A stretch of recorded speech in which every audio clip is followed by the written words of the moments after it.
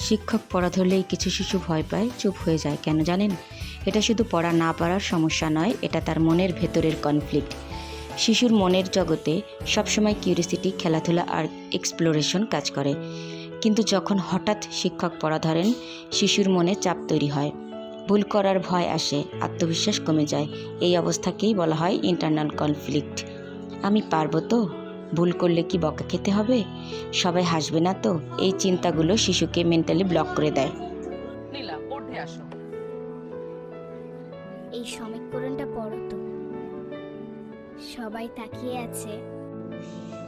হঠাৎ নাম ধরে দাঁড় করানো, ভুল হলে বকা দেয়া, অন্যদের সাথে তুলনা করা, এগুলো ইন্টারনাল কনফ্লিক্ট আরও বাড়িয়ে। এক্ষেত্রে শিক্ষকের করণীয়, আগে মানসিক প্রস্তুতির সময় দিন। বলতে পারেন, এখন এই অংশটা পড়ব। সেফ এনভায়রনমেন্ট তৈরি করুন। তাকে আশ্বস্ত করুন, ভুল করলে সমস্যা নেই। পজিটিভ রিইনফোর্সমেন্ট দিন, যেমন ভালো চেষ্টা, এক্সিলেন্ট ইত্যাদি। শিশু শুধু পড়া শিখছে না, সে নিজের উপর বিশ্বাস করছে।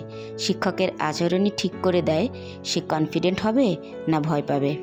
এমন আরও প্র্যাকটিক্যাল টিচিং টিপস পেতে সাবস্ক্রাইব করুন টিচ গ্রো বিডি।